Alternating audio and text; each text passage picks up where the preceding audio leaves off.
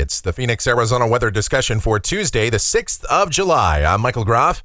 Temperatures continue heating up, but other than that, our weather should remain relatively quiet for the rest of the week and heading into the weekend. But indications are that the moisture will return next week for better chances of showers and storms. Let's talk about it. First, yesterday, 107 degrees, the afternoon high. 90 was the morning low. The normal high, 107. The normal low, 84.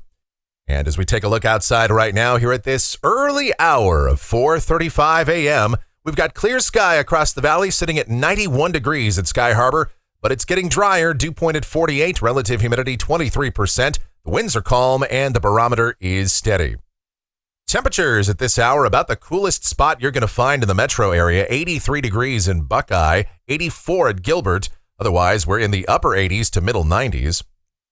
The upper air look shows our ridge continuing to drift further to the west, and the flow aloft has taken more of a westerly component, so drier air is working in and will remain the case for the next couple of days before a small intrusion of moisture is possible late in the week, and we'll talk about that in a second.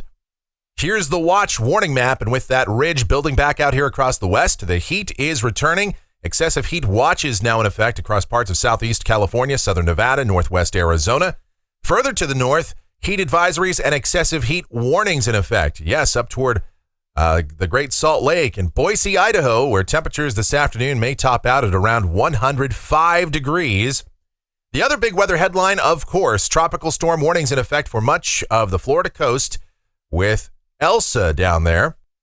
Here's the convective outlook for today. We've got the marginal risk for severe storms over parts of Montana and Wyoming, as well as from the Plain States through the Midwest, the Great Lakes. And then the standard slight risk around Philadelphia, New York City, Hartford, and Boston. Another slight risk area associated with Elsa down there across the Florida Peninsula for Fort Myers, Tampa Bay, Orlando. And with any landfalling tropical system, the major concern there would be a few spin-up tornadoes. Speaking of Elsa, let's give you the particulars on that right now. Top winds at 60 miles per hour. The center of circulation pretty close to Key West as I'm doing this update. Moving to the north-northwest, a turn more toward the north and ultimately the northeast is expected today, tonight, and tomorrow as this makes landfall on the Nature Coast. It will begin to accelerate as it moves across Georgia and the Carolinas, exiting in the middle and upper Atlantic coast by Thursday, and then very quickly rushing out toward the Canadian Maritimes and the North Atlantic over the weekend. As we take it back to our part of the country, here's the precipitation outlook. This is valid through next Tuesday morning from the WPC. Rain amounts in Phoenix generally light, under 1/10 of an inch. Could see as much as a half an inch or a little bit more than that up across the Rim Country, the eastern mountains, and southeast Arizona. Any one spot can get more than that, of course, as is always the case during the monsoon, even a low-grade pattern like we're seeing right now. But when might those rain chances return to the lower deserts? Well, we'll get into it now as we take a look at modeling. Here we go. This is the GFS, the 06Z run, valid at 2 o'clock this afternoon. There's our 594 ridge centered across Nevada and Utah today, and the flow aloft is kind of shifting more out of the northwest. And so down at the surface today, mostly sunny and hot. Highs this afternoon, 106 to 110. Isolated showers and thunderstorms confined to the higher terrain well to the north and east of Phoenix. Tonight, clear sky, overnight lows, mostly in the 80s. And then tomorrow, a copy and paste of today. Sunny, hot, highs 106 to 110. On Thursday, the ridge shifts a little further to the north, and the return flow around that turns more out of the east for a subtle increase in moisture across the state. Plus, model guidance is showing some rather robust shower and thunderstorm activity on Wednesday night and early Thursday across northern Mexico and maybe moving over the Gulf of California. That could trigger a Gulf surge, sending higher humidity levels into the lower deserts, including Phoenix, but that moisture would be rather shallow. So the forecast for Thursday still looks fairly similar. Widely scattered showers and thunderstorms over the mountains, but there just might be enough moisture around for some isolated storms over the lower deserts.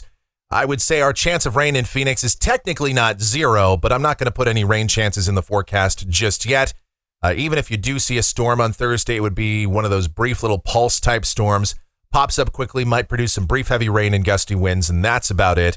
And that forecast pretty much holds true for Friday as well. A couple of isolated storms in the lower deserts, but most thunderstorm activity, widely scattered though it may be, will be confined to the higher terrain. High temperatures each day still between about 105 and 110. Over the weekend, the upper ridge will shift a little further to the west, and the flow aloft should once again turn back out of the north. So we'll dry out. We might heat up a bit too.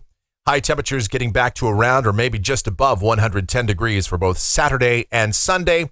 The sky remains sunny to mostly sunny and the air relatively dry. Now, on Monday, the ridge is once again pivoting back toward the east. The flow is switching back around to the east, and we start to see some disturbances rotating in from Texas and New Mexico into the greater southwest. So storm chances are going to start to pick up over the eastern mountains, widely scattered, maybe even scattered showers and storms there. And we can't completely rule out a storm getting into the lower deserts, including Phoenix, enough to put a small chance of a storm in here for Monday afternoon and Monday evening. High temperatures will start to trend down as well as humidity levels and cloud cover picks back up again. And then a week from today, this is Tuesday, the 13th of July, the ridge is slowly coming back our direction. So the flow is turning back out of the east or northeast. Widely scattered showers and thunderstorms over the mountains move toward the lower deserts in the afternoon and evening hours. And so it looks like we're starting to get back into a monsoon pattern here. Then as we go out 10 days, this is Thursday the 15th, a broad upper ridge over the southwest, monsoon setup in effect, and the GFS insistent on a rather potent inverted trough continuing to move through the region. And that would bring deep monsoon moisture into Arizona for numerous showers and thunderstorms. Temperatures would be below average if this verifies. But this is 10 days out, and subtle features like inverted troughs or upper lows, well, the global models are going to struggle with that, even at days 5 or 6, let alone way out here toward the end of the period. But the clear trend that we're seeing off of the global models is an increase in moisture for next week and temperatures trending down. All right, let's take a look at rainfall for Phoenix over the next couple of weeks coming off of the GFS ensemble. And the ensemble mean is up there around 2/3 of an inch, with just about every member indicating a return to rain chances for next week. And temperatures off of the national blend of models, we're going to get hot here with that drier air coming in on Saturday, especially poking up toward around 113. But then there's that trend down in temperatures, and I would not be surprised if some of the model solutions like the GFS pan out as advertised to see temperatures even lower than that as we get into next week.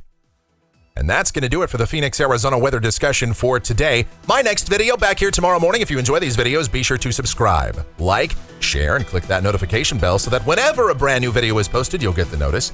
Your comments, questions, and suggestions always encouraged as well. I thank you so much for watching. Really do appreciate it. You guys be safe, stay cool and hydrated out there. Watch your kids around the swimming pool and have yourselves a wonderful Tuesday.